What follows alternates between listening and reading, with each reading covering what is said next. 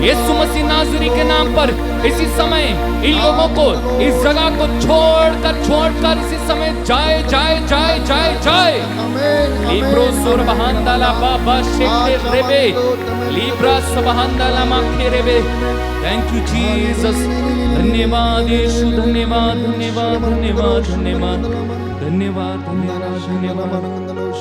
Libre सुरहांदारा खाखाला बाबा शेखे सिंग्रांद्रो शबारा दे दे दे दे दे दे दे दे दे दे दे दे दे।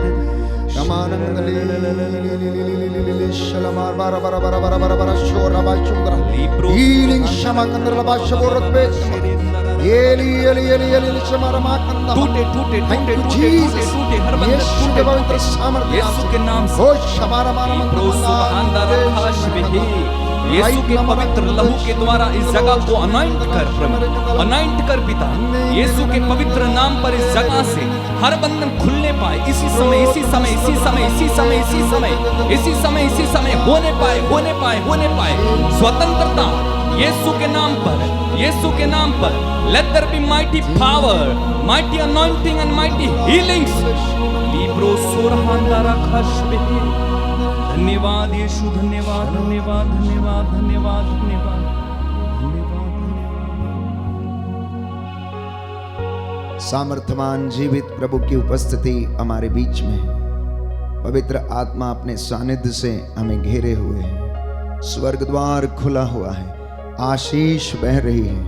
अपने आप को प्रभु के चरणों में हाथों में दे देना, समर्पित कर देना। अपने बच्चों को, अपने भाई, अपनी बहन, अपने पति, अपनी पत्नी को समर्पित कर देना। प्यारे भाई, प्यारी बहन, अपने दफ्तरों को, जहाँ पर आप काम करते हैं, जिन रास्तों से आप गुजरते हैं, जिस गाड़ी की आप सवारी करते हैं, जिस व्यक्ति के साथ आप मिलते हैं, समर्पित करते जाना। इस वक्त धन्यवाद देते जाना, क्योंकि ये सुनहरा मौका आपको प्रभु ने दिया है, जो मेरे साथ इस वक्त ऑनलाइन और ऑफलाइन इस वेदी के सामने एकत्र होकर प्रार्थना कर रहे हैं। जुड़ जाना प्रभु से, जुड़ जाना प्रभु से, क्योंकि जुड़े रहने में ही आपकी भलाई है। जुड़े रहने में ही आपकी भलाई है। परमेश्वर से जुड़े रहने में ही आपकी भलाई है प्यारे भाई, प्यारी बहन, क्योंकि प्रभु ये कहता है, मुझसे अलग होकर तुम कुछ भी नहीं कर सकते। वो जीवन जल का झरना है, जीवन का स्रोत उसी से फूट निकलता है। ज्ञान और प्रज्ञा का वो भंडार है।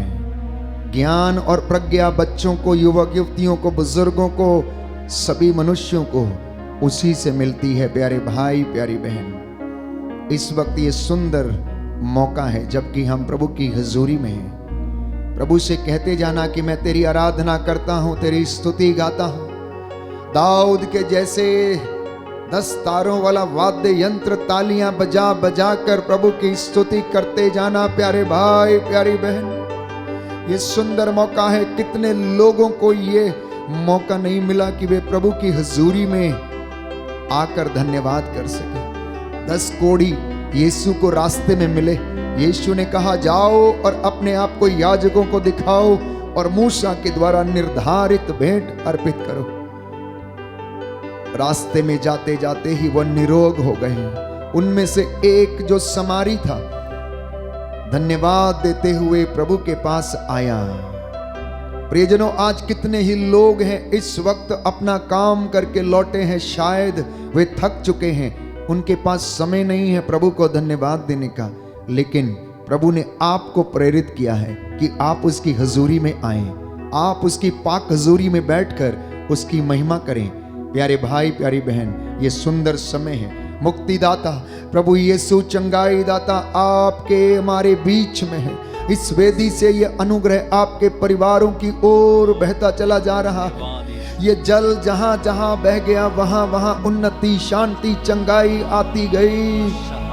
एजेकियल नबी के ग्रंथ में हम देखते हैं कि प्रभु का वचन ये कहता है कि मैंने वेदी के दाएं पार्श्व से जल बहते हुए देखा, और ये जल जहां जहां पहुंचा उस जगह पर शांति, उन्नति, उद्धार और मुक्ति आ गई। प्यारे भाई, प्यारी बहन, मेरे साथ एक मन होकर, एक प्राण होकर इस वक्त प्रार्थना करना। प्रभु की आंखें जो सब कुछ देखती हैं, हम पर टिकी हुई हैं, वो हमें देख रहा है। मेरी और आपका उठना बैठना प्रभु के जैसा हो जाए, हमारे मनोभाव प्रभु के जैसे हो जाए। पवित्र आत्मा की अगुवाई मांगे इस वक्त, पूरे हृदय से, पूरे मन से हम प्रभु से कहें, आ पवित्र आत्मा, आ पवित्र आत्मा, आ पवित्र आत्मा, अपने वरदानों से मुझे भर। प्रज्ञा का वरदान, ज्ञान का वरदान, विश्वास का वरदान, भविष्यवाणियां करने का वरदान, वचन की व्याख्या करने का वरदान मुझे प्रदान कर। आ पवित्र आत्मा, जुम्बिश यहाँ तू कर। आ पवित्र आत्मा, जुम्बिश विश यहाँ तू कर। आ पवित्र आत्मा, जुम्बिश यहाँ तू कर। आ पवित्र आत्मा, जुम्बिश यहाँ तू कर। आ पवित्र आत्मा, जुम्बिश यहाँ तू कर। आ पवित्र आत्मा, पवित्र आत्मा जुम्बिश करे। जुम्बिश यहाँ तू कर। अंधेरों में, गहराओं में, जमीन वीरान पर। अंधेरों में, गहराओं में, जमीन वीरान पर। अंधेरों में, गहराओं में, जमीन वीरान पर। अंधेरों में, अंधेरों में, गहराओं में, जमीन वीरान पर। अपने हाथों को उठाएं और गाएं, आ पवित्र आत्मा, जुम्बिश यहाँ तू कर। आ पवित्र आत्मा, पुकारो दिल से, दिल से, जुम्बिश यहाँ तू कर। आ पवित्र आत्मा, आ पवित्र आत्मा, जुम्बिश यहाँ तू कर। अंधेरों में, अंधेरों में, गहराओं में, जमीन वीरान पर। अंधेरों में, गहराओं में, जमीन वीरान। उस पवित्र आत्मा के द्वारा हर बंधन टूटे। अंधेरों में, गहराओं में, जमीन वीरान। हर अंधकार उजाला बने। अंधेरों में, गहराओं में, जमीन वीरान। हर सूखी हड्डी में जान आए। अंधेरों में, गहराओं में, जमीन वीरान। हर सूखी जान में जान आए। अंधेरों में, गहराओं में, जमीन वीरान पर। आप पवित्र आत्मा, आप पवित्र आत्मा, जुम्बिश यहाँ तू कर। आप पवित्र आत्मा, जुम्बिश यहाँ तू कर। अपने हाथों को अपने सीने से लगा के, आप पवित्र आत्मा, जुम्बिश यहाँ तू कर। आत्मा से, आत्मा से, आप पवित्र आत्मा,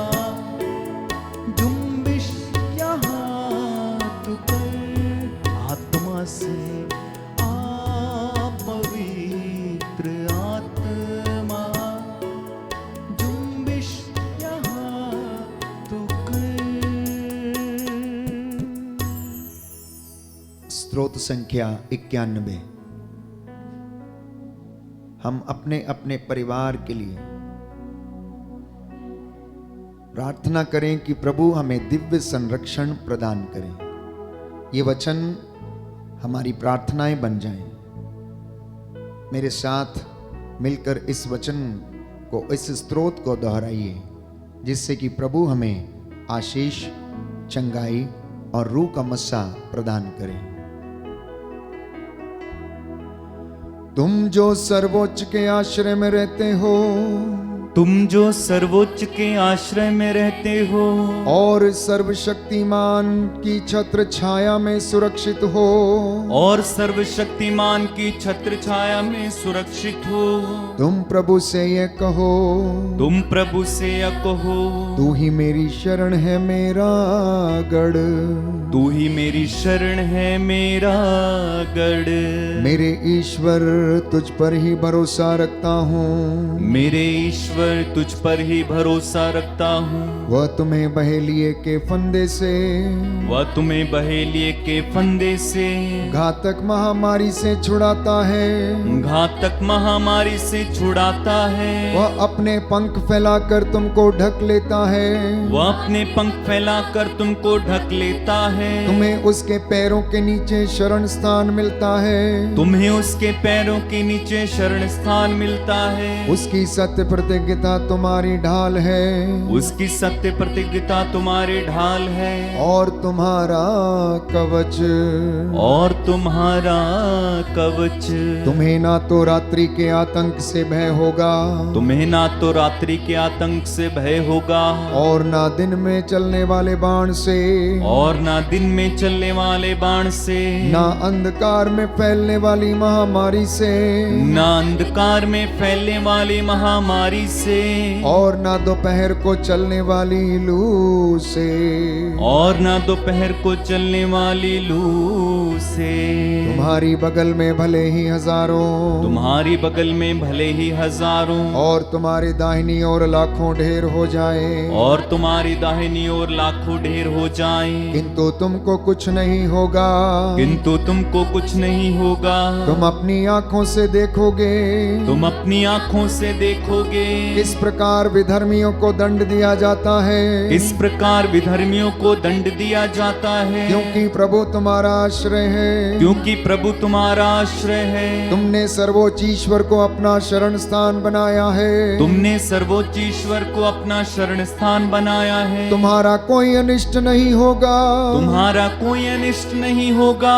महामारी तुम्हारे घर के निकट नहीं आएगी, महामारी तुम्हारे घर के निकट नहीं आएगी, क्योंकि वह अपने दूतों को आदेश देगा, क्योंकि वह अपने दूतों को आदेश देगा कि तुम जहाँ कहीं भी जाओगे वे तुम्हारी रक्षा करें, कि तुम जहाँ कहीं भी जाओगे वे तुम्हारी रक्षा करें। वे तुम्हें अपने हाथों पर उठा लेंगे, वे तुम्हें अपने हाथों पर उठा लेंगे, कि कहीं तुम्हारे पैरों को पत्थर से चोट ना लगे, कि कहीं तुम्हारे पैरों को पत्थर से चोट ना लगे। तुम सिंह और सांप को कुचलोगे, तुम सिंह और सांप को कुचलोगे, तुम बाघ और अजगर को पैरों तले रौंदोगे, तुम बाघ और अजगर को पैरों तले रौंदोगे।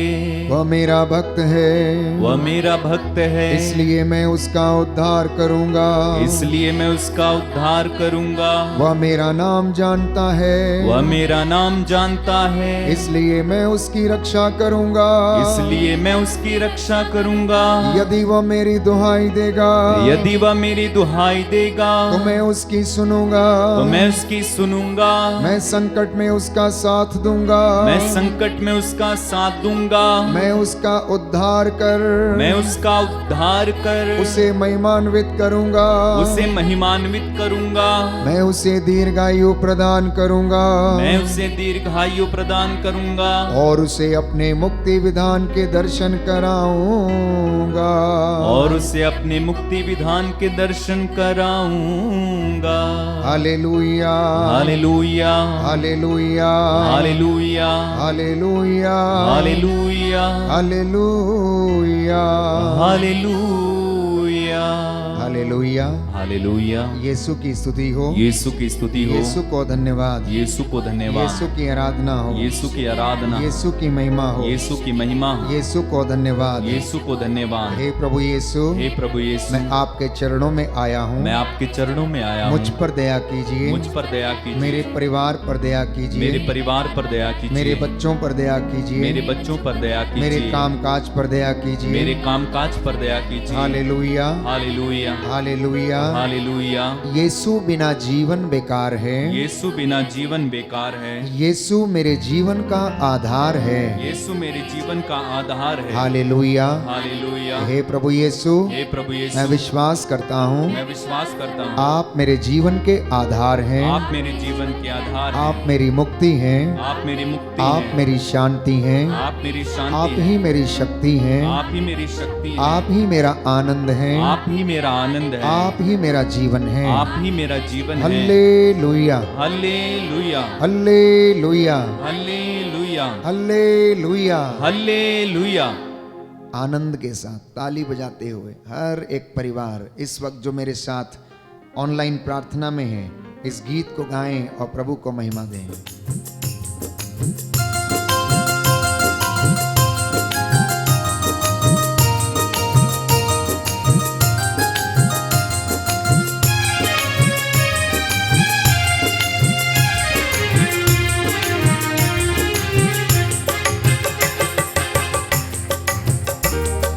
इसी बिना जीना बेकार है, वही मेरे जीवन का आधार है। आमीन। मसीह बिना जीना बेकार है, वही मेरे जीवन का आधार है। मसीह बिना जीना बेकार है, वही मेरे जीवन का आधार है।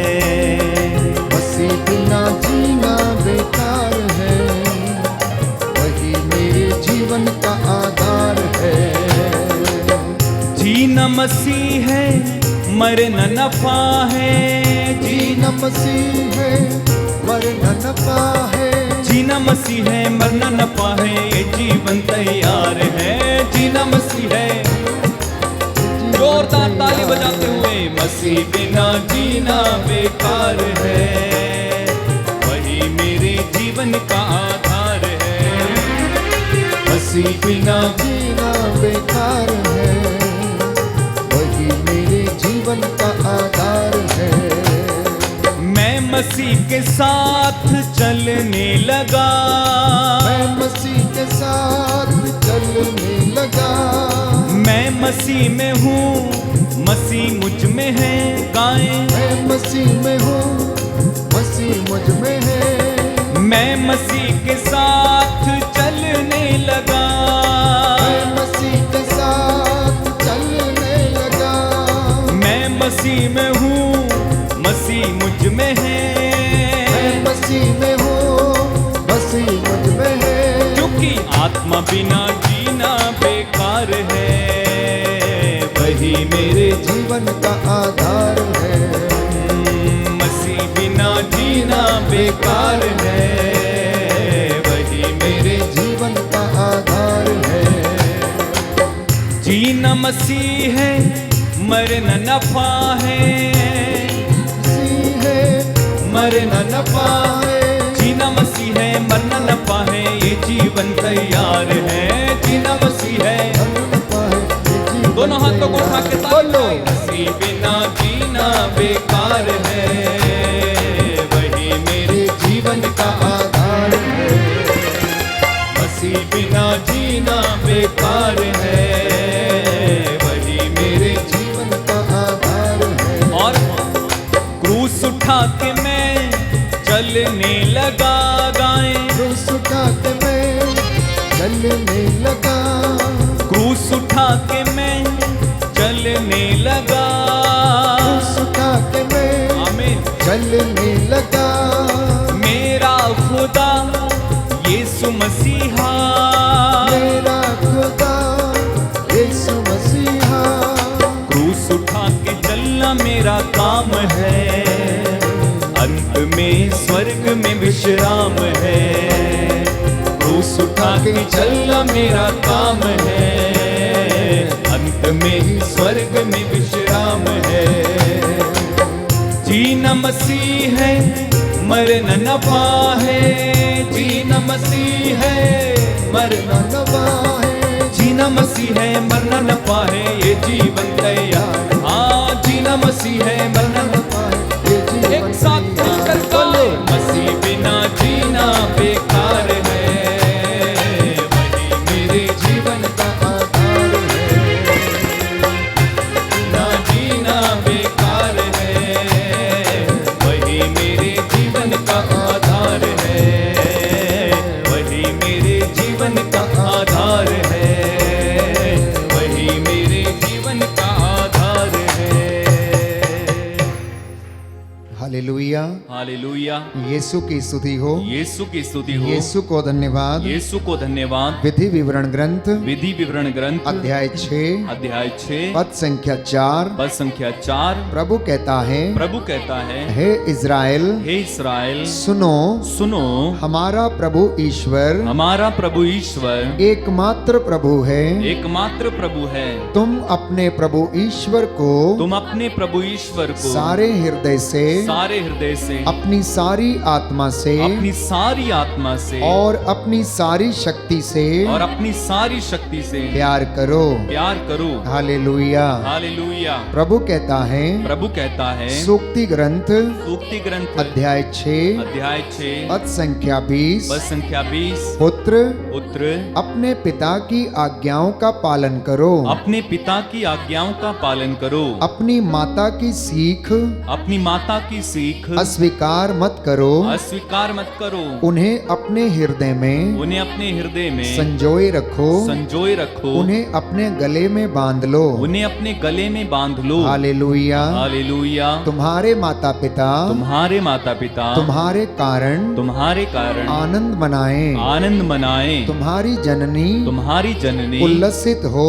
उल्लसित हो। हालेलुया। हालेलुया। प्रवक्ता ग्रंथ प्रवक्ता ग्रंथ अध्याय 3 अध्याय 3 पद संख्या 2। पद संख्या 2। प्रभु कहता है, प्रभु कहता है, पुत्रों पिता की शिक्षा ध्यान से सुनो, पुत्रों पिता की शिक्षा ध्यान से सुनो, उसका पालन करने में ही उसका पालन करने में ही तुम्हारा कल्याण है। तुम्हारा कल्याण है। प्रभु का आदेश है प्रभु का आदेश है कि संतान अपने पिता का आदर करे। कि संतान अपने पिता का आदर करे। प्रभु का आदेश है प्रभु का आदेश कि है संतान अपने पिता का आदर करे। कि संतान अपने पिता का आदर करे। उसने माता को अपने बच्चों पर अधिकार दिया है। अधिकार दिया है। हालेलुया। हालेलुया। प्रवक्ता ग्रंथ अध्याय 3 पद संख्या 4। पद संख्या 4। प्रभु कहता है, जो अपने पिता पर श्रद्धा रखता है, जो अपने पिता पर श्रद्धा रखता वो है, अपने पापों का प्रायश्चित करता है। वो अपने पापों का प्रायश्चित करता है। जो अपनी माता का आदर करता है, जो अपनी माता का आदर करता है, वह मानो धन का संचय करता है। वह मानो धन का संचय करता है। हालेलुया। हालेलुया। हालेलुया।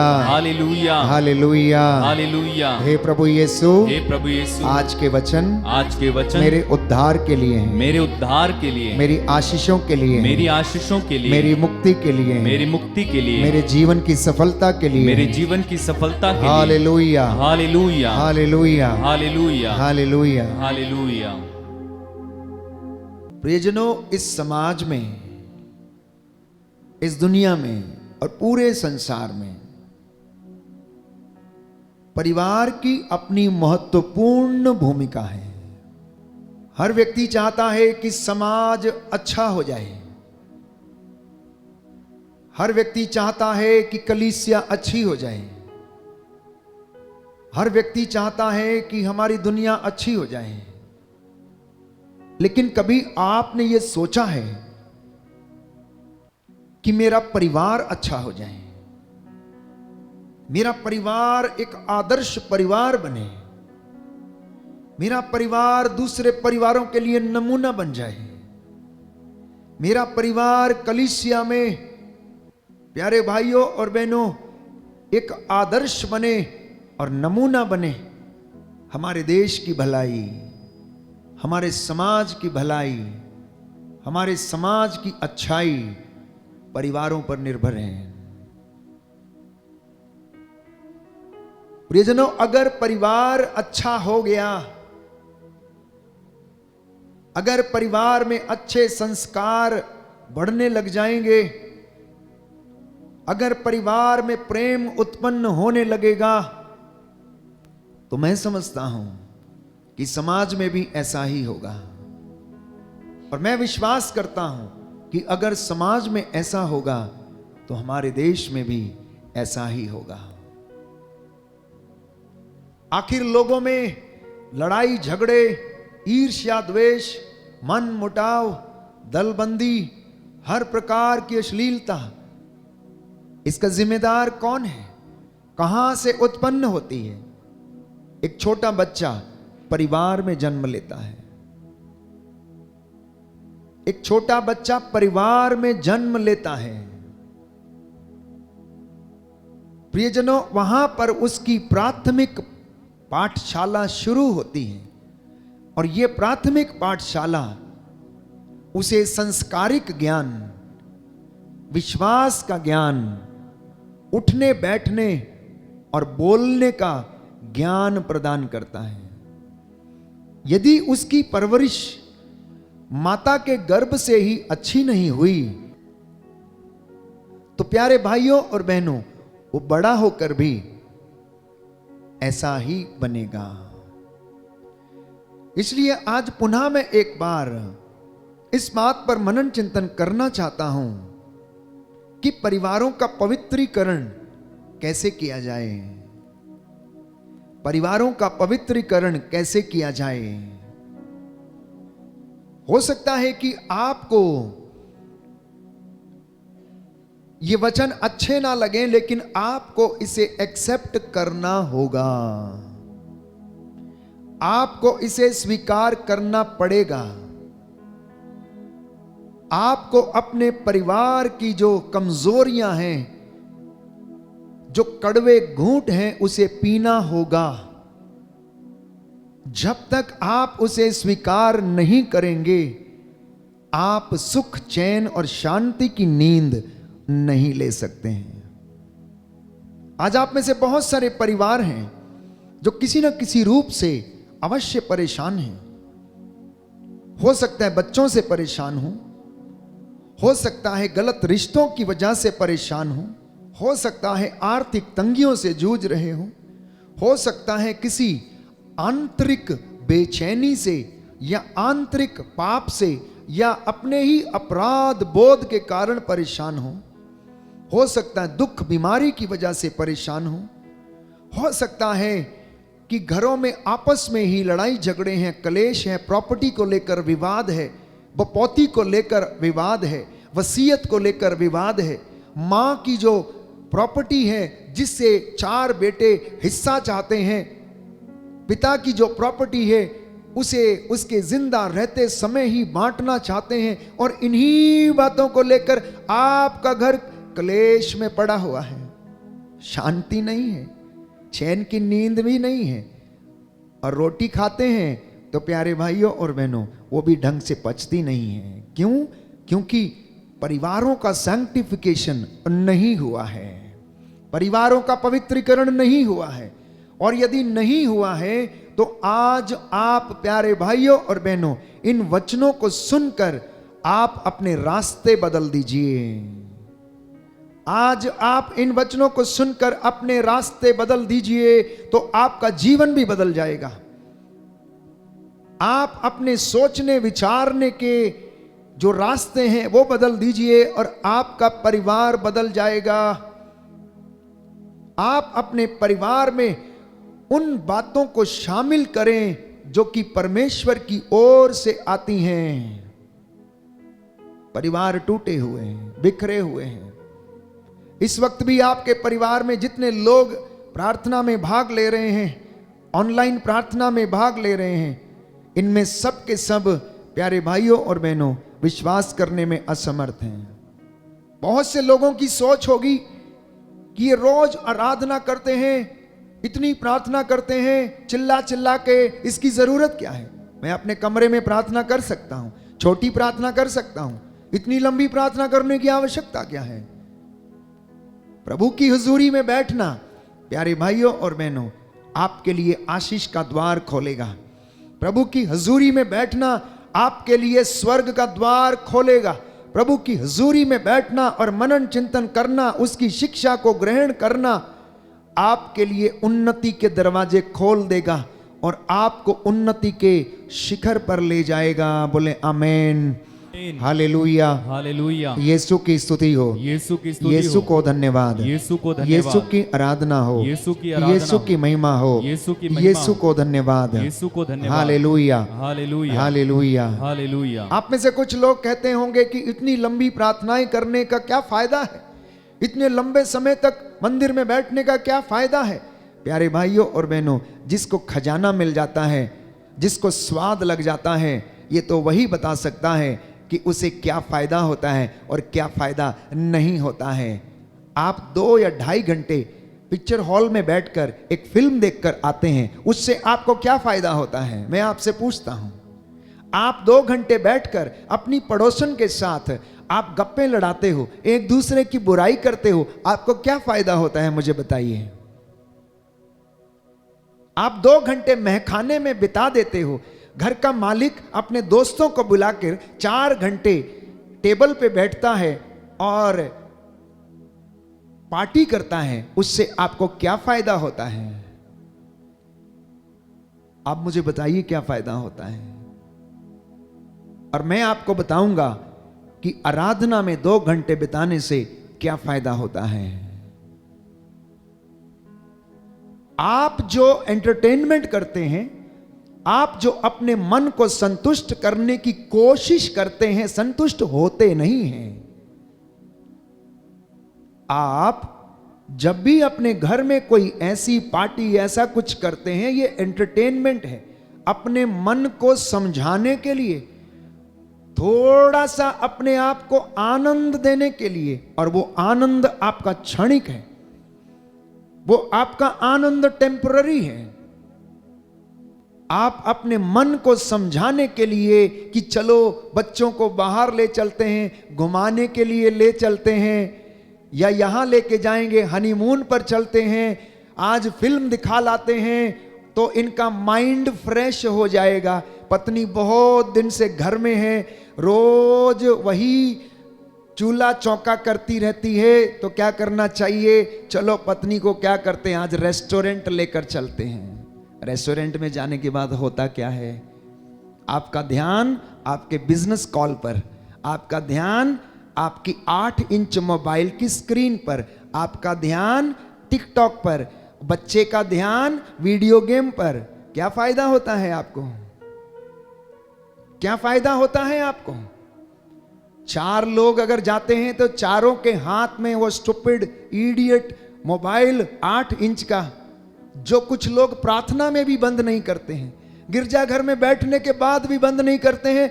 उनको इतनी हिम्मत नहीं है कि वो इस महान शख्सियत के सामने बैठते हैं और उस मोबाइल का इस्तेमाल करते, मंदिर में बैठकर, गिरजाघर में बैठकर, प्रार्थना के समय, इबादत के समय। प्रभु कहता है जो मेरा आदर करता मैं उसका आदर करता हूं, जो मेरा आदर नहीं करता मैं उसका आदर भी मैं भी नहीं करता है। परिवारों की यह दशा है। परिवार अपने आप को खुश करने की कोशिश कर रहे हैं लेकिन खुश हैं नहीं प्यारे भाई और बहनों। Why? Because they are not sanctified. इसलिए उनका सैंक्टिफिकेशन होना अनिवार्य है, उनका नवीनीकरण होना अनिवार्य है। आपको अपने रास्तों को बदलना होगा। जो आप सदियों से सोचते आए हैं, पारंपरिक तौर पर आप अपने पारिवारिक जिंदगी को जीते आए हैं, अब समय आ गया है वचन सुनने के बाद आपको अपने परिवार में बदलाव लाना होगा। अगर आप परिवार में बदलाव नहीं लाएंगे प्यारे भाइयों और बहनों, तो आप अपने जीवन में उन्नति हासिल नहीं करेंगे। बस यूं ही आप दिन काटकर चले जाएंगे इस धरती पर। कुछ लोग अपने दिन बिता रहे हैं, लेकिन कुछ लोग इस जिंदगी का आनंद ले रहे हैं। अब आपसे मैं पूछता हूं, आप मुझे बताइए कि क्या वास्तव में आप अपने जीवन का आनंद ले रहे हैं या फिर दिन बिता रहे हैं।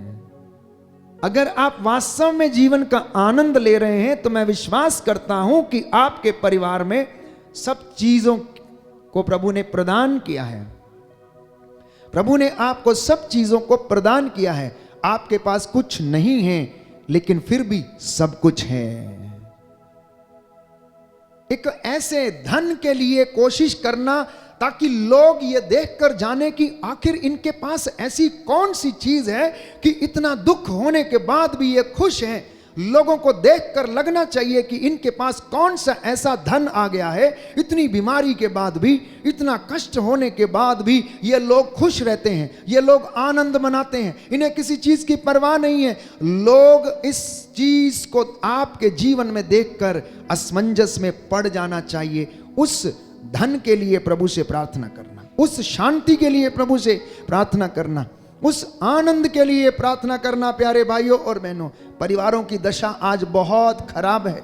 जितने लोग मेरी बात सुन रहे हैं, आप इस बात को नहीं नकार सकते कि परिवारों की दशा खराब नहीं है। परिवार टूटे हुए हैं, बिखरे हुए हैं। बेटा अपने बाप से बात नहीं करता है तो बेटी अपनी माँ से बात नहीं करती है। आप में से जितने लोग इस वक्त आप मेरे साथ ऑनलाइन प्रार्थना में भाग ले रहे हैं, जो आप इस वक्त चैट में अपने निवेदन लिख रहे हैं, भेज रहे हैं, आपके अपने ही घर में आप झांक कर देखिए कि कितने लोग आपस में खुश रहते हैं। क्या पति पत्नी आपस में खुश हैं? क्या आपके रिश्ते अच्छे हैं?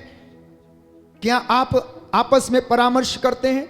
क्या पति और पत्नी में पारदर्शिता है? Is there a transparency between the husband and wife? क्या बच्चों में और माता पिता में ट्रांसपेरेंसी है, पारदर्शिता है?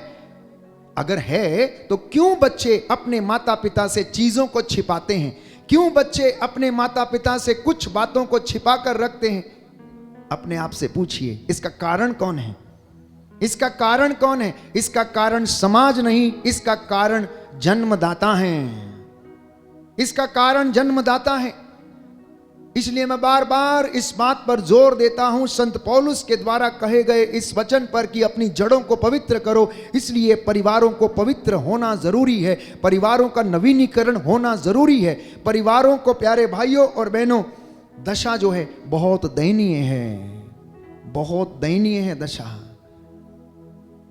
और पूरी तरह से वो खराब हो चुके हैं। इसलिए आज अगर परिवारों का उद्धार हो जाएगा तो कलीसिया का उद्धार होगा।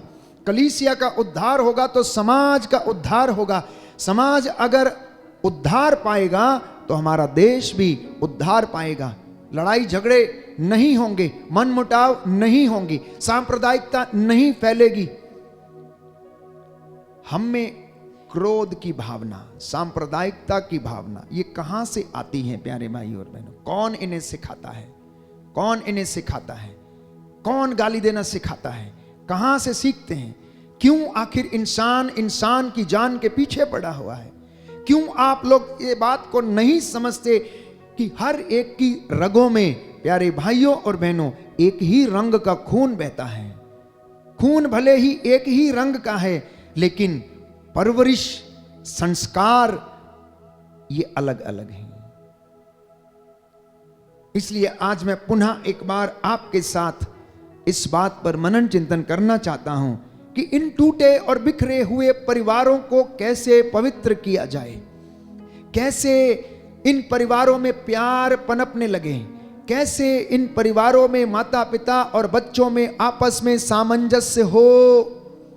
मैं समझता हूं कि हम आधुनिक युग में हैं, जहां पर विज्ञान ने इतनी तरक्की की है, और यह तरक्की के लिए इंसान ऐसे दौड़ता चला जा रहा है कि उसे मालूम नहीं है, प्यारे भाइयों और बहनों, कि वो कहां जा रहा है। लेकिन इंसान भीड़ में खो ना जाए प्यारे भाइयों और बहनों, बस इस बात का ध्यान रखना, इस बात का ध्यान रखने की आवश्यकता है। इसलिए बाइबल, प्यारे भाइयों और बहनों, बार बार हमें बताती है। संत पौलुस इब्रानियों के पत्र अध्याय 13 पद संख्या 4 में लिखता है कि इस परिवार का जो एक मुख्य चीज है वो है विवाह, वो है विवाह।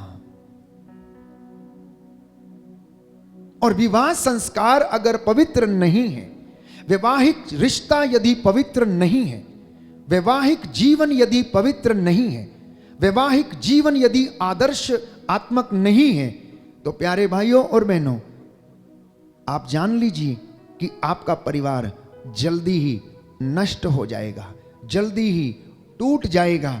इसलिए संत पौलुस कहता है कि आप लोगों में विवाह सम्मानित हो और दाम्पत्य जीवन अदूषित हो। दाहिना हाथ उठाकर वचन दोहराएंगे विश्वास के साथ। प्रभु कहता है आप लोगों में विवाह सम्मानित हो, विवाह सम्मानित हो और दाम्पत्य जीवन अदूषित हो। Hallelujah, hallelujah, hallelujah, hallelujah. तो दो बातें संत पौलुस लिखता है कि आपका विवाह जो है सम्मानित हो, और दूसरी बात आपका दाम्पत्य जीवन, वैवाहिक जीवन अदूषित हो, जिसमें कोई कलंक ना हो, जिसमें कोई दाग ना हो, जिसमें कोई अपवित्रता ना हो।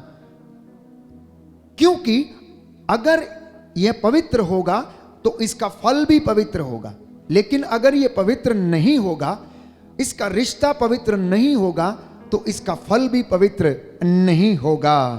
कहता है कि इसलिए जैसे हम कपड़ा बदलते हैं, आज आप पत्नी या पति नहीं बदल सकते, लेकिन समाज ने तो रीत ऐसी लोगों ने ठान रखी है कि आज एक को छोड़ दो, दूसरी नई ले आओ, मिल जाएगी।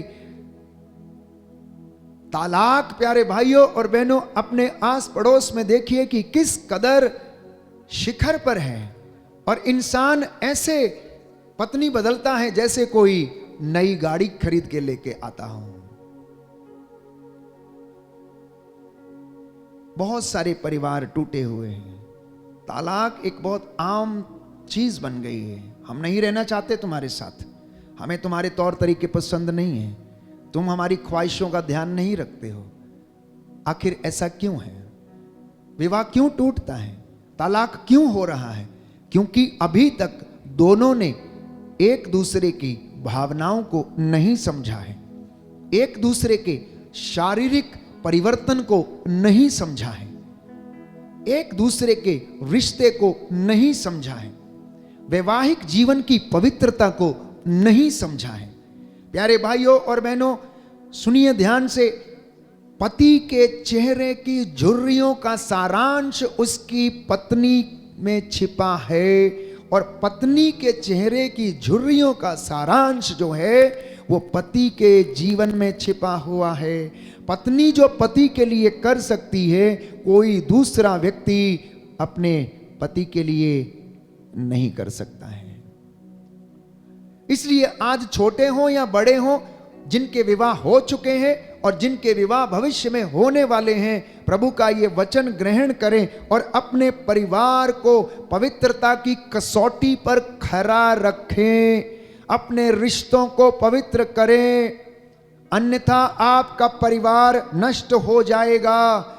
क्योंकि समाज में शादी ब्याह इसीलिए रचाए गए, इसीलिए ये परंपराएं बनी ताकि इंसान व्यभिचार से बचे। इसीलिए शादियां रचाई जाती हैं ताकि इंसान व्यभिचार से बचे, गलत रिश्तों से बचे, अश्लीलता से बचे।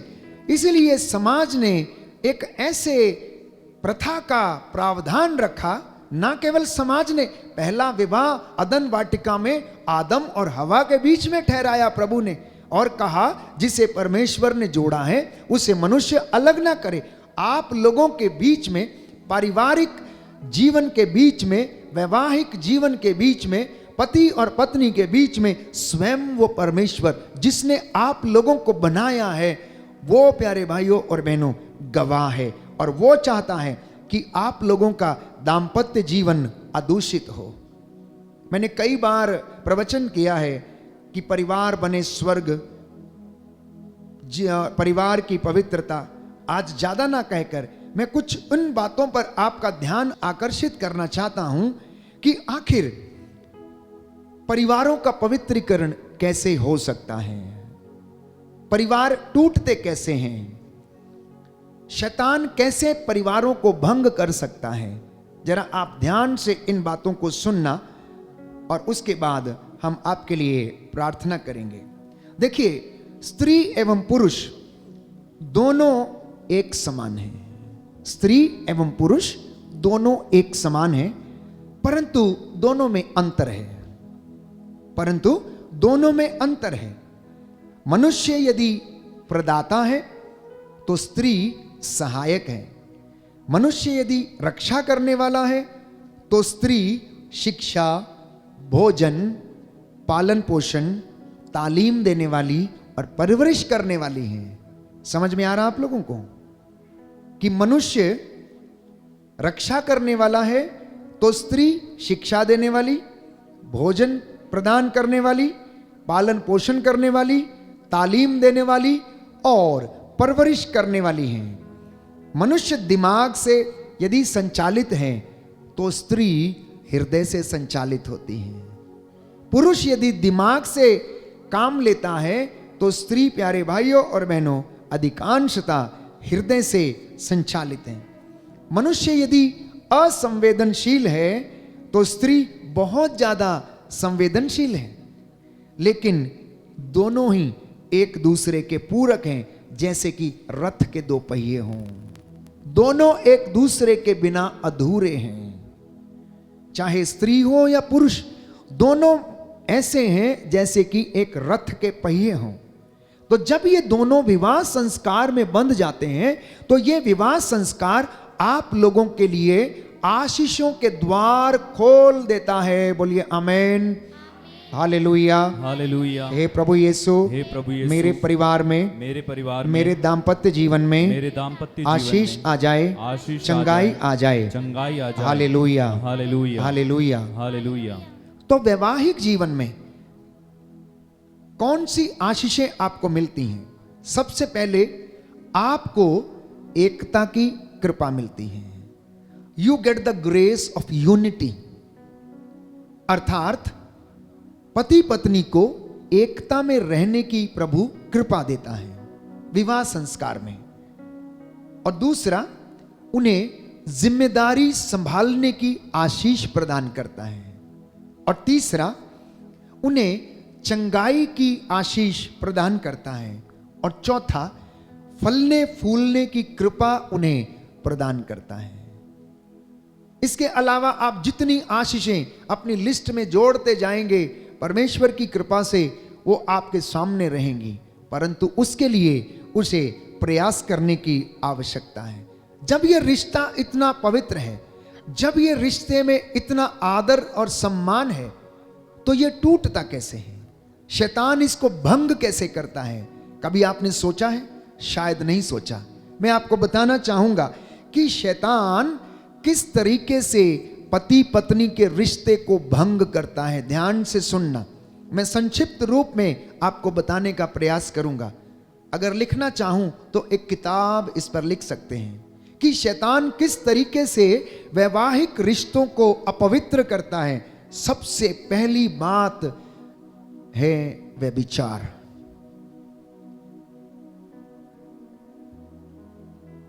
वैवाहिक जीवन को भंग करने का, तोड़ने का सबसे पहला काम जो है वो व्यभिचार के द्वारा होता है।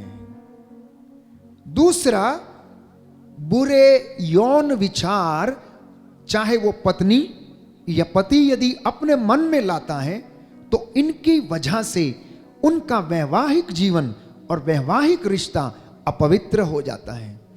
और एक समय ऐसे आता है कि वो रिश्ता टूटने के कगार पर पहुंच जाता है और अंत में वो टूट ही जाता है। तीसरा कारण, किस तरह से शैतान इस विवाह को भंग करता है। बहुविवाह, बहुविवाह माने बहुत सारे विवाह। किसी किसी की एक एक पत्नी से उनको काम नहीं चलता, 2-3 पत्नियां चाहिए। एक गलत रिश्ते में एक इधर एक उधर और एक अपनी पत्नी। तो जब इस प्रकार के रिश्ते पनपने लगते हैं तो पारिवारिक रिश्ता, दाम्पत्य जीवन नष्ट होने लगता है। चौथा काम जो शैतान परिवारों को तोड़ने का करता है वो है कौटुंबिक व्यभिचार। और मैंने पिछले दिनों आपके लिए पढ़ा था, अब फिर से आपको याद दिलाता हूं।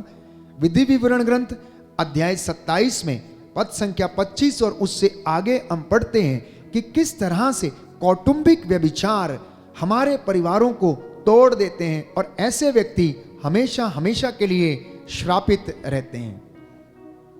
पांचवी बात, समलैंगिकता। समलैंगिकता की वजह से पारिवारिक रिश्ता टूट जाता है। और छठवीं बात है लालच, प्रलोभन और प्रसिद्धि। इन तमाम बातों के कारण शैतान आपके परिवार को और रिश्ते को तोड़ने की पूरी कोशिश करता है। हालेलुया। हे प्रभु यीशु, हे प्रभु यीशु, मैं अपने जीवन में अपने परिवार को पवित्र करने की पूरी कोशिश करूंगा। मुझे आशीष दीजिए जिससे कि मेरा परिवार आपकी कृपा से पवित्र हो जाए। हालेलुया। हर प्रकार के दूषण से बचा रहे। हालेलुया। हालेलुया। तो कुछ एक बातें जो पति पत्नी का ध्यान भंग कर सकती हैं, जिसकी वजह से इनका रिश्ता टूट सकता है, रिश्ता भंग हो सकता है, मैं उन्हें भी आपके सामने रखना चाहता हूं। और उनमें सबसे पहली बात है धन का मोह और आंखों की वासना। धन का मोह, आंखों की वासना।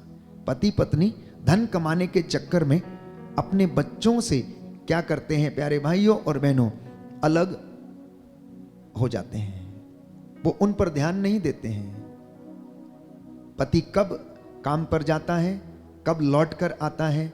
बच्चे जब सोए हुए होते हैं तो नौकरी पर चला जाता है, और जब रात को सो जाते हैं तो वो देर से आता है। उनका मिलन नहीं होता है। बहुत सारे ऐसे परिवार हैं जिन माता पिता ने अपने बच्चों को समय नहीं दिया, आज उनके बच्चों को समय कोई तीसरा व्यक्ति दे रहा है। और यही कारण है कि वो बच्चे भटक जाते हैं। यही कारण है कि वो बच्चे अन्यत्र कहीं पर शांति और खुशी और आनंद खोजते हैं।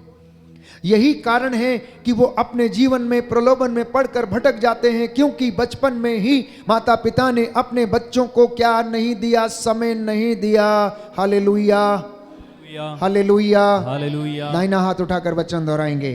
हे प्रभु यीशु, हे प्रभु यीशु, मैं अपने जीवन में आपके वचन को सुन सकूं। Hallelujah. Hallelujah. Hallelujah. Hallelujah. Hallelujah. Hallelujah. Hallelujah. Hallelujah. तो इसलिए बच्चों के लिए, युवक युवतियों के लिए प्रभु का वचन कहता है प्रवक्ता ग्रंथ अध्याय 3 पद संख्या 2 कि पुत्रों, पिता की शिक्षा ध्यान से सुनो, उसका पालन करने में तुम्हारा कल्याण है। प्रभु का आदेश है कि संतान अपने पिता का आदर करे। उसने अपनी माता को अपने बच्चों पर अधिकार दिया है। बच्चे लोग ध्यान से सुने, नवयुवक युवतियां ध्यान से सुनिए। प्रभु ये कह रहा है, पुत्रों और मेरी पुत्रियों, मेरी बात ध्यान से सुनो। पिता की शिक्षा का पालन करने में ही तुम्हारा कल्याण है। और माता पिता से ये कहा है कि माता पिता तुम्हारे कारण आनंद मनाएं और तुम्हारी जननी उल्लसित हो। एक मां को अपने बच्चे के कारण आनंद मनाना चाहिए। लेकिन कितने मां बाप हैं जो सचमुच में अपने बच्चों के कारण आनंद मना पाते हैं? कितनी बार ना जाने मां अपने बच्चे की बदकारियों को कवर करने की कोशिश करती है, क्योंकि समाज में उसे उठना बैठना है, समाज में उसे चलना फिरना है। कितनी बार माता पिता को दुख होता है जब वो अपने बच्चों की हरकतों के विषय में सुनते हैं। कुछ एक जो स्वीकार करते हैं प्यारे भाइयों और बहनों, उनका जीवन बदल जाता है। लेकिन कुछ एक जो स्वीकार करने में असमर्थ रहते हैं, उनका जीवन नहीं बदलता है। इसलिए प्रभु ये कहता है कि पुत्र, अपने पिता की आज्ञा का पालन कर, अपनी माता की सीख को अस्वीकार मत कर, उन्हें अपने हृदय में संजोए रख, उन्हें अपने गले में बांध ले। बच्चों के लिए आज ये शिक्षा है। ये छोटे बच्चे पिता की आज्ञा को माने, उसकी सीख को अपने गले में लटका कर रखें। कहता है अपने गले में बांध के रखो। वफादारी और ईमानदारी कहता है कि अपने गले में बांध कर रखो, जिससे कि तुम प्रभु की दृष्टि में निर्दोष पाए जाओ। तो पहली बात जो पति पत्नी का ध्यान भंग करती है वो ये है धन का मोह वे लोग जो पैसे के पीछे भागते हैं, जिन्हें केवल काम की चिंता है, जिन्हें केवल नौकरी की चिंता। मैं समझता हूं इस बात को प्यारे भाइयों और बहनों कि जीने के लिए, भोजन के लिए, कपड़े पहनने के लिए काम करना जरूरी है। काम नहीं करेंगे तो खाएंगे कहां से। लेकिन जरूरी यह भी है कि आप अपने परिवार की उचित देखभाल करें, क्योंकि प्रभु यीशु ने कहा इंसान केवल रोटी से ही नहीं जीता, ईश्वर के मुख से निकले हुए शब्द से जीता है। अपने बच्चों को मेहनत करना सिखाइए, क्योंकि जो मेहनत करना सीख गया वो जिंदगी में कभी भी असफल नहीं हो सकता है। अपने बच्चों को संस्कार दीजिए, अगर वो संस्कारी हैं तो उनका मान सम्मान होगा और वे लोग भी दूसरों का मान सम्मान करेंगे। दूसरी बात जो स्त्री और पुरुष का ध्यान भंग करती है वो ये है दूसरी स्त्री का मोह और शरीर की वासना। इसलिए 10 हुक्मों में से एक हुक्म परमेश्वर ने दिया कि तू पराये धन का लालच मत कर, पराई स्त्री की कामना मत कर, परंतु अपनी पूरी शक्ति से, पूरे हृदय और आत्मा से परमेश्वर की ओर अपना ध्यान लगा। तीसरी बात जो परिवारों में स्त्री और पुरुष का ध्यान भंग करती है वो है प्रसिद्धि का मोह एवं जीवन और शरीर का घमंड। कई लोग प्यारे भाइयों और बहनों केवल शरीर के पीछे लगे रहते हैं, कई लोग केवल प्रसिद्धि पाने के चक्कर में लगे रहते हैं।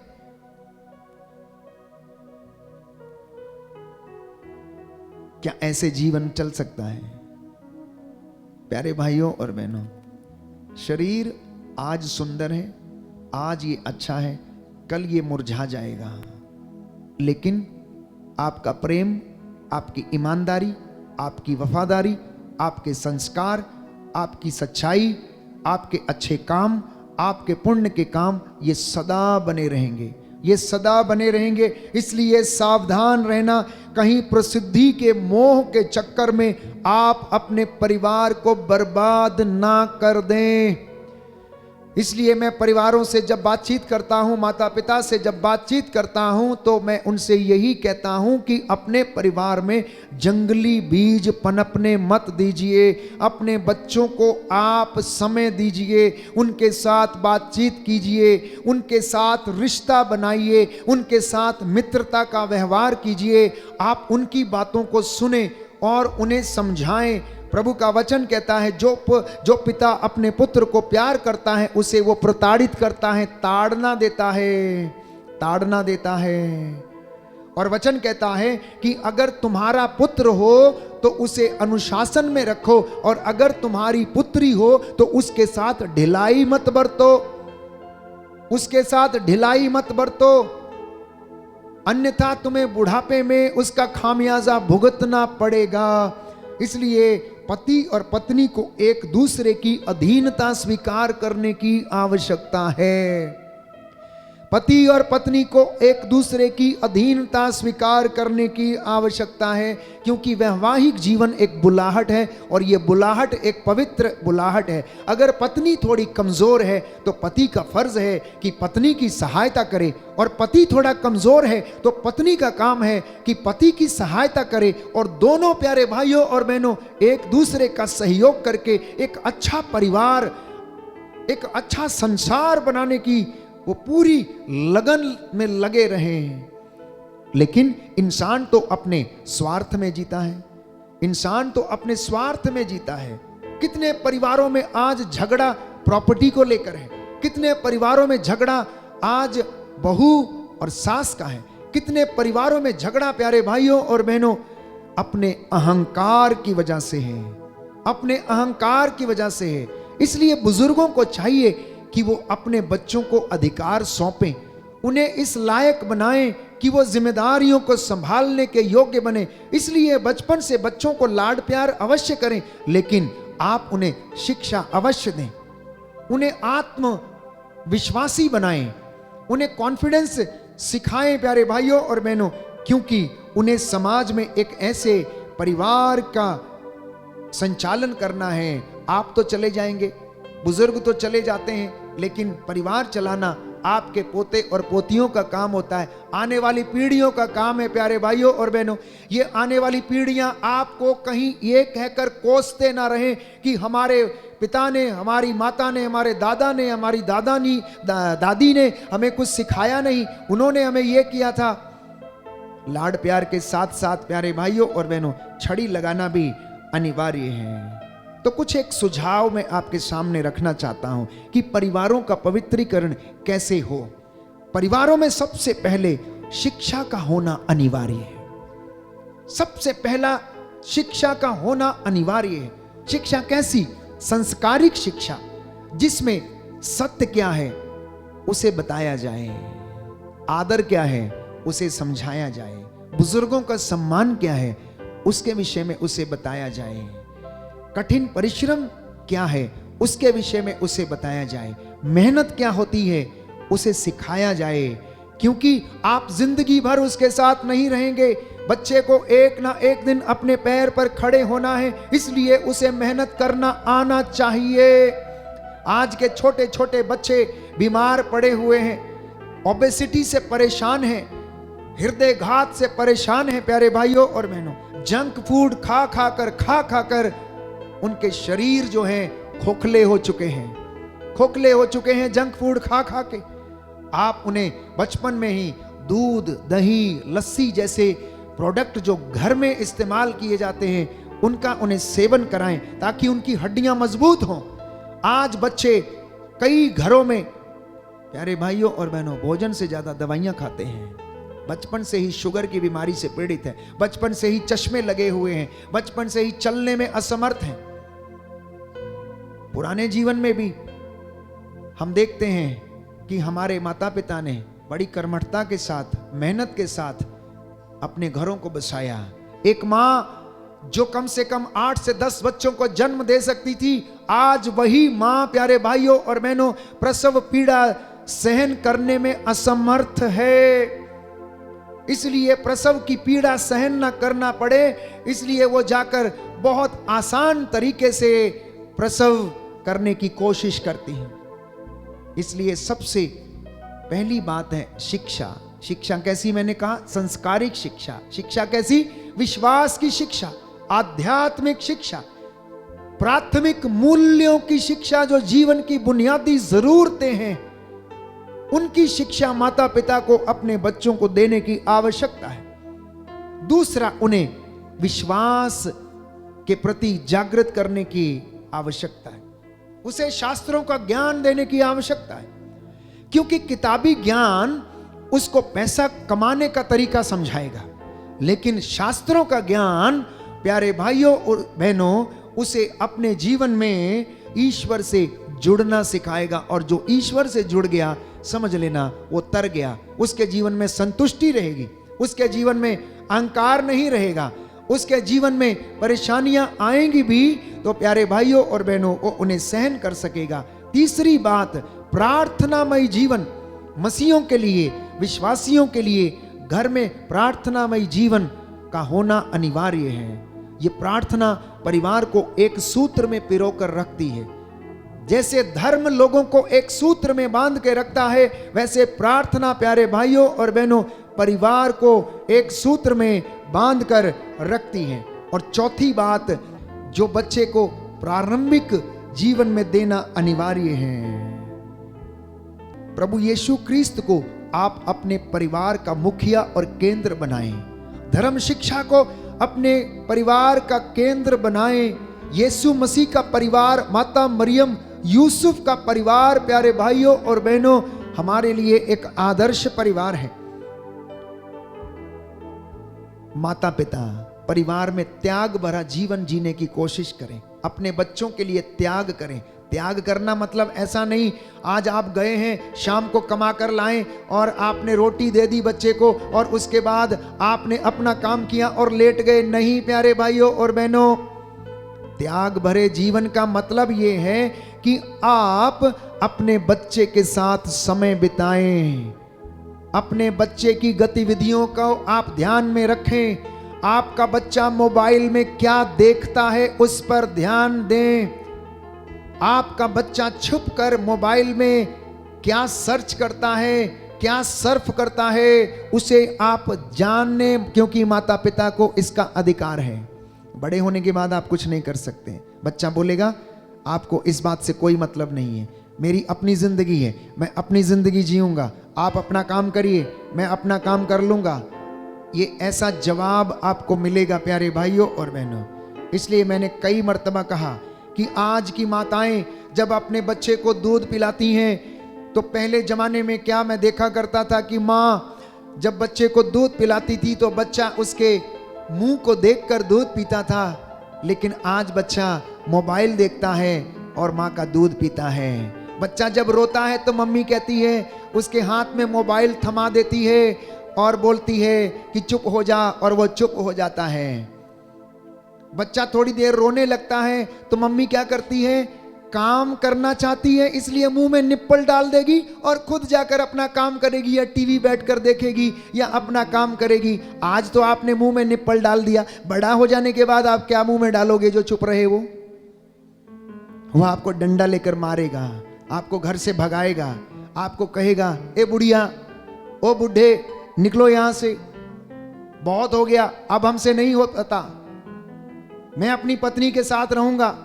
प्यारे भाइयों और बहनों, ये हकीकत है, ये कड़वी सच्चाई है, क्योंकि बाइबल ये कहती है पुरुष अपने माता पिता को छोड़ेगा और अपनी पत्नी के साथ रहेगा। इसलिए माता पिता को अपने जीवन को संभालना अनिवार्य है, अपने जीवन को संभालना अनिवार्य है। और एक विशेष बात, जीवन में पति पत्नी के जीवन में संतुष्टि होना बहुत जरूरी है। संतुष्टि नहीं है तो परिवार टूट जाएगा, आपका वैवाहिक जीवन टूट जाएगा। The families and the couple which are not satisfied with each other, and if they are looking for something in somebody else, उनके जीवन में शांति कभी नहीं आएगी, वो कभी भी खुश नहीं रह सकते हैं। इसलिए प्रभु का वचन ये कहता है कि तुम अपनी युवावस्था में ब्याही गई पत्नी के साथ संतुष्ट रहो, दूसरे की लालसा मत करो, क्योंकि ये रिश्ते तोबित के ग्रंथ अध्याय 7 में हम पढ़ते हैं, बाइबल कहती है कि विवाह स्वर्ग में रचाए जाते हैं। तोबित का ग्रंथ अध्याय 7, विवाह कहां पर रचाए जाते हैं? स्वर्ग में रचाए जाते हैं। इसलिए प्रभु ने कहा जिसे ईश्वर ने जोड़ा उसे मनुष्य अलग ना करे, पति पत्नी एक दूसरे का आदर करें। प्रिय दंपतियों, आपकी असली शुरुआत जो है जिंदगी की, वो जानते हैं कब होती है? 50 साल के बाद, जब आप अपने बच्चों का विवाह वगैरह सब कुछ कर लेते हैं। आपकी असली जिंदगी की शुरुआत जो है 50 साल के बाद शुरू होती है, जब आप अकेलापन महसूस करने लगते हैं, जब आपके बच्चे, आपका बेटा अपनी बहू को लेकर, अपनी पत्नी को लेकर दूर चला जाता है और घर में बुजुर्ग मां रहने लगती है, उसको किसी का सहारा होता है, वो अकेलापन महसूस करने लगते हैं, अपने नाती पोतों को देखने के लिए तरसते हैं। आपकी असली जिंदगी की शुरुआत जो है, आप जब 50 के पार हो जाते हैं तब आपको समझ में आता है। इसलिए अपने परिवारों पर ध्यान दें, परिवारों से पहले अपने व्यक्तिगत रिश्तों पर ध्यान दें, वैवाहिक जीवन पे, दाम्पत्य जीवन के रिश्तों पर ध्यान दें, अपने परिवारों को नया बनाएं, पवित्र करें, शुद्ध करें, एक दूसरे को पवित्र करने वाला प्यार दिखाएं, वासना का प्यार नहीं। बहुत सारे लोग आज वासना के प्यार में फंसे हुए हैं। ये प्यार का रिश्ता बहुत ज्यादा, प्यारे भाइयों और बहनों, पवित्र है। अगर ये पवित्रता मेंटेन नहीं होती तो बहुत जल्दी परिवार टूटने लगते हैं। प्यारे भाइयों और बहनों, आइए हम प्रार्थना करें कि प्रभु हमारे परिवारों में आपकी आशीष आए, हमारा वैवाहिक जीवन, पारिवारिक जीवन तेरी कृपा से भर जाए और हमें अपने जीवन में शांति, चंगाई और सामर्थ्य प्रदान कर। आमीन।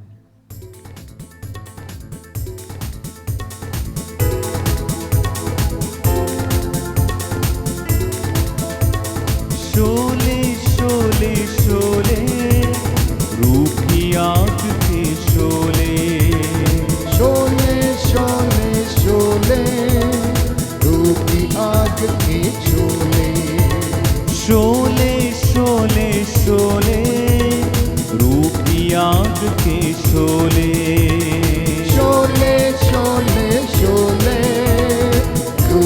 आग के शोले। भेज खुदावन जिंदा खुदावन, भेज खुदावन जिंदा खुदावन, रूह की आग के शोले, रूह की आग के शोले। एक साथ मिलके शोले शोले शोले, रूह की आग के शोले। शोले शोले शोले, रूह की आग के शोले। भेज खुदावन जिंदा खुदावन, भेज खुदावन जिंदा खुदावन, रूह की आग के शोले, रूह की आग। जोरदार ताली बजाते हुए शोले शोले शोले, रूह की आग के शोले, शोले शोले शोले, रूह की आग के। कर भस्म तू गुस्सा और बदी सब बदकारी और मैं कशी, कर भस्म तू गुस्सा और बदी सब बदकारी और मैं कशी। भर अपनी उल्फत हम में तू, हम में नजर आ तू ही तू। भर अपनी उल्फत हम में तू, हम में नजर आ तू ही तू। तू साथ है जिसके ऐ यीशु, तू साथ है जिसके ऐ यीशु। डोले डोले डोले, कभी न फिर वो डोले, डोले डोले डोले, कभी न फिर वो डोले। भेज खुदावन जिंदा खुदावन, भेज खुदावन जिंदा खुदावन, जिंदा भेज खुदावन जिंदा खुदावन, भेज खुदावन जिंदा खुदावन, रूह की आग के शोले, रूह की आग। एक साथ मिलकर गाएं शोले शोले शोले, रूह की आग के शोले, शोले शोले शोले, रूह की आग के शोले। लहू के चश्मे की धार से और उन कोड़ों की मार से, लहू के चश्मे की धार से और उन कोड़ों की मार से हम पाते हैं अपनी शिफा। तेरी भी इसमें है रजा, हम पाते हैं अपनी शिफा। तेरी भी इसमें है रजा। तू बख्शे उसी को जिंदगी, तू बख्शे उसी को जिंदगी। खोले खोले खोले दिल का दर जो खोले, खोले खोले खोले दिल का दर जो खोले। भेज खुदावन जिंदा खुदावन, भेज खुदावन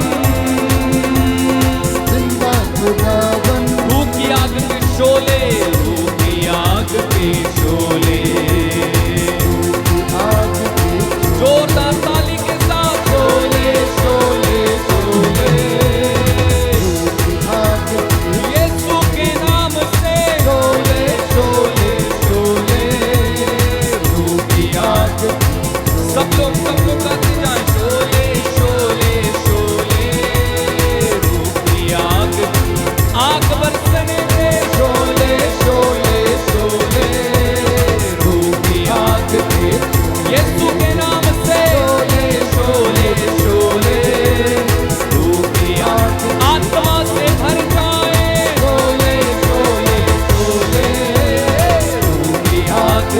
हर बंधन खुल जाए शोले शोले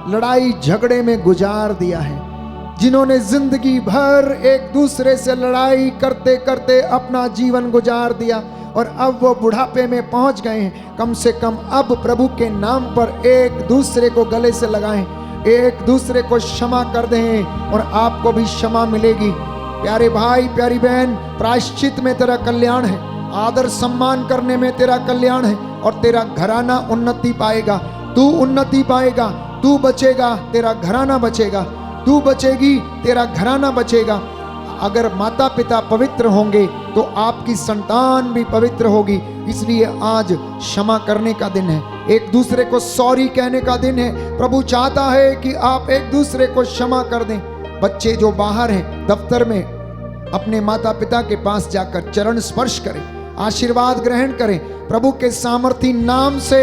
प्यारे भाई प्यारी बहन, एक दूसरे को गले से लगाएं, एक दूसरे के साथ बैठें, अपना बहुमूल्य समय एक दूसरे को दें। प्रभु आपको आजाद कर रहा है। आज बहुत सारे लोगों के जीवन में प्रभु इस वक्त काम कर रहा है। पवित्र आत्मा आपके बंधनों को तोड़ रहा है। हर प्रकार की बुराई का बंधन, क्रोध का बंधन, घृणा का बंधन, प्रसिद्धि का बंधन, आंखों की माया मोह का बंधन, लालच का बंधन, प्रलोभन का बंधन, सौंदर्य का बंधन, हर प्रकार की ऐसी चीजें जो आपको भटकाने में लगी हुई हैं, नशे के बंधन, ड्रग्स के बंधन, यीशु मसीह ने आज बहुत सारे परिवारों से तोड़ दिए हैं। बोले आमीन, आमीन, hallelujah, hallelujah, hallelujah, hallelujah, hallelujah, hallelujah, hallelujah, hallelujah, hallelujah.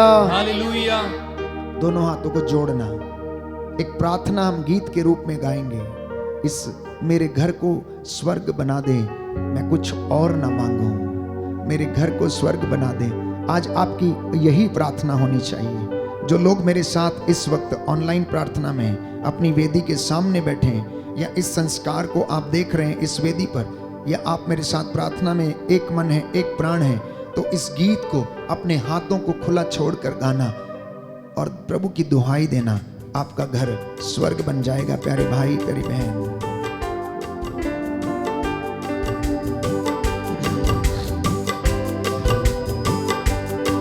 मेरे घर को स्वर्ग बना दे, कुछ और न मांगू।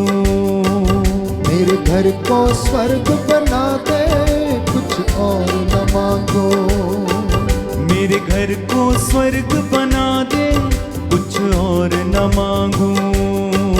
मेरे घर को स्वर्ग बना दे, कुछ और न मांगो। गुनहगार को भक्त बना दे, कुछ और न मांगू। गुनहगार को भक्त बना दे, कुछ और न मांगो। गुनहगार को भक्त बना दे, कुछ और न मांगू। गुनहगार को भक्त बना दे, कुछ और न मांगो। मेरे घर को स्वर्ग बना दे, कुछ और न मांगू। मेरे घर को स्वर्ग बना दे, कुछ और न मांगो। मेरे घर को स्वर्ग बना दे, कुछ और न मांगू। मेरे घर को स्वर्ग बना दे, कुछ और न मांगो।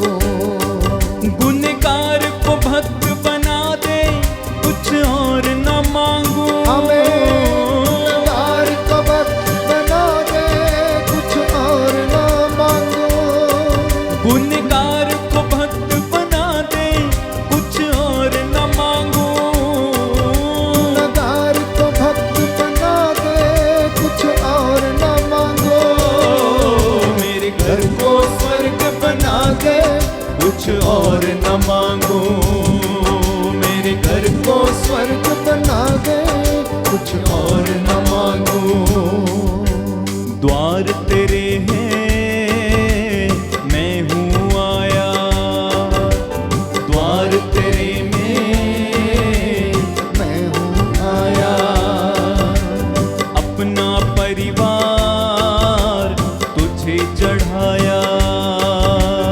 अपना परिवार तुझे चढ़ाया। द्वार तेरे में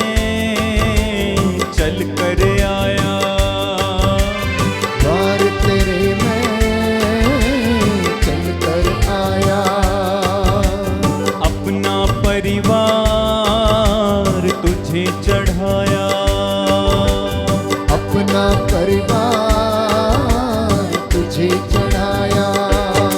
तू पाम लहू से धो दे, कुछ और न मांगू। पाव लहू से धो दे, कुछ और ना मांगो। हमें अपने लहू से धो दे, कुछ और न मांगो। हमें अपने लहू से धो दे, कुछ और न मांगो।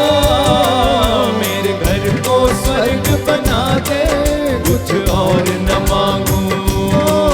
मेरे घर को स्वर्ग बना दे, कुछ और न मांगू। बार बार कहें, मेरे घर को स्वर्ग बना दे, कुछ और न मांगू। मेरे घर को स्वर्ग बना दे, कुछ और न मांगू। तू बिगड़े रिश्ते संवार दे, कुछ और न मांगो। तू बिगड़े रिश्ते संवार दे, कुछ और न मांगू। दिल की चोटों को मिटा दे, कुछ और न मांगो। दिल की चोटों को मिटा दे, कुछ और न मांगो। मेरे घर को स्वर्ग बना दे, कुछ और न मांगो। मेरे घर को स्वर्ग बना दे, कुछ और न मांगो। मेरे घर को स्वर्ग बना दे, कुछ और न मांगो। मेरे घर को स्वर्ग बना दे, कुछ और न मांगो। प्यारे भाई, प्यारी बहन, प्रभु ने आपकी प्रार्थना सुनी। अगर आप अपने रास्ते बदल देंगे तो आपका परिवार बदल जाएगा। अगर आप अपने रास्ते बदल देंगे तो आपका परिवार बदल जाएगा। अगर आप अपने विचार बदल देंगे तो आपके जीवन में शांति आएगी, चंगाई आएगी, आपकी संतान उन्नति प्राप्त करेगी। मैं इस वक्त आप सबके लिए प्रार्थना करूंगा। घुटनों पर आ जाएं, अपने हाथों को उठाएं, एक दूसरे के लिए प्रार्थना करें। एक दूसरे को क्षमा करने का साहस आप लोगों को मिले। हर प्रकार की बदकारियां, नशे की समस्या, ड्रग्स की समस्या, लड़ाई झगड़े की समस्या, मन मुटाव, ईर्ष्या, द्वेष, घृणा, आदर सम्मान नहीं करना, एक दूसरे के साथ गाली गलौज करना, इन तमाम बंधनों को यीशु मसीह के सामर्थी नाम से आज तोड़ता हूं। दया करने वाले, चंगा करने वाले यीशु राजा, तूने अपने पिता यूसुफ और माता मरियम के साथ रहकर अपने परिवार को तूने पवित्र किया। हे प्रभु यीशु, तेरे इन बच्चों के, शागिर्दों के, अपने भक्तों के परिवारों को भी पवित्र करने की कृपा दे। आज के वचन इनके जीवन में उद्धार लाए, शांति लाए। एक दूसरे को क्षमा करने का वरदान दीजिए। तेरी आत्मा इनके ऊपर अधिकार ले। तेरा पवित्र लहू इनके ऊपर छिड़क देता हूँ। हे प्रभु, ये तेल और जल जो इनकी वेदी पर रखा इनके हाथ में है, इसे तेरा पवित्र लहू बनने की कृपा दे। तेरी रूह का दुगना मसा इसमें उतरे। जहां कहीं भी छिड़का जाए उस जगह पर तेरी शांति और चंगाई आ जाए। मैं तेरा दास तुझसे निवेदन करता हूँ, जैसा इन्होंने विश्वास किया है वैसा इनके जीवन में पूरा हो जाए। आज के वचन इनके जीवन में 100 गुना, 60 गुना, 70 गुना फल लाए। हे प्रभु यीशु, तेरे बिना हमारा जीवन बेकार है। तू ही हमारे जीवन का आधार है। तू हमारे जीवन की शांति है, चंगाई है, सांत्वना है, आशा है, जिसके सहारे हम चलते रहते हैं। तेरे वचन आत्मा और जीवन है। इन वचनों के द्वारा तेरे इन बच्चों का परिवार पवित्र कर, शुद्ध कर। इनके जीवन में शांति आए, चंगाई आ जाए। बीमारियों से इन्हें निजात दिला। पापों से, बंधनों से, जादू टोने से, अंधविश्वास से इन्हें दूर रखने की कृपा कर। जितनों ने श्रद्धा भक्ति से तेरा वचन सुना, इबादत की है, इनको अपने पवित्र लहू से मसा कर हमारी प्रार्थना सुन ले। हमारे प्रभु क्रिस्त के द्वारा, आमीन।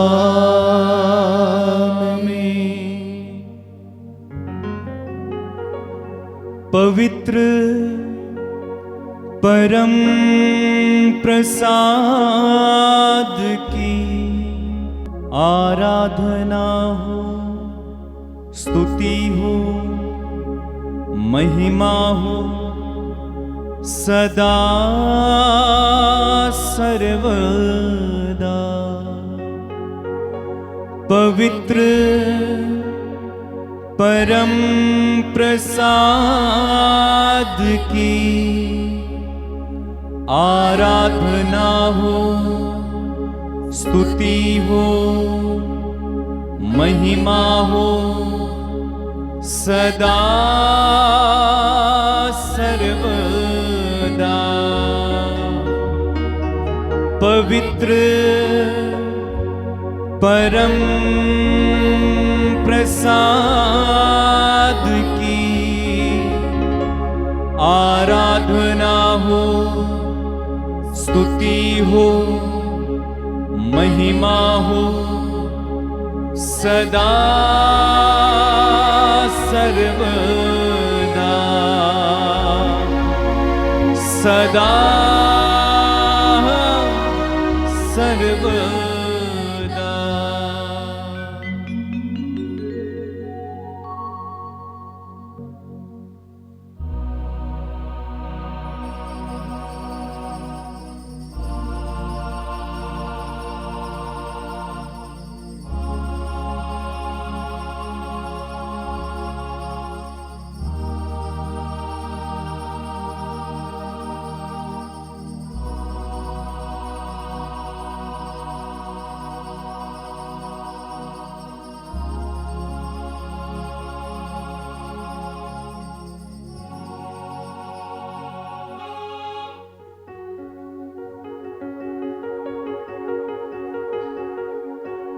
आइए तालियां बजाएं, प्रभु को धन्यवाद दें सभी आशीषों के लिए। जोरदार तालियां बजा के, जोरदार।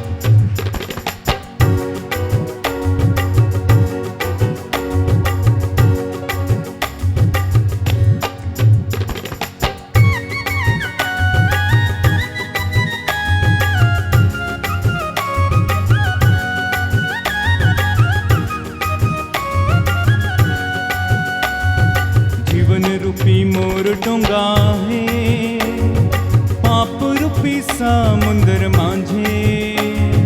जीवन रूपी मोर डोंगा है, पाप रूपी समुंदर मांझे। हिलेला डुलेला डर लगेला, प्रभु तो लेके चला। हिलेला डुलेला डर लगेला, प्रभु तो तालियां बजा के गाएं। जीवन रूपी मोर डोंगा है, पाप रूपी समुंदर मांझे। जीवन रूपी मोर डोंगा आहे, पाप रूपी समुंदर मांझे। हिलेला हिलेला डुलेला डर लगेला, प्रभु तो लेके चला। हिलेला डुलेला डर लगेला,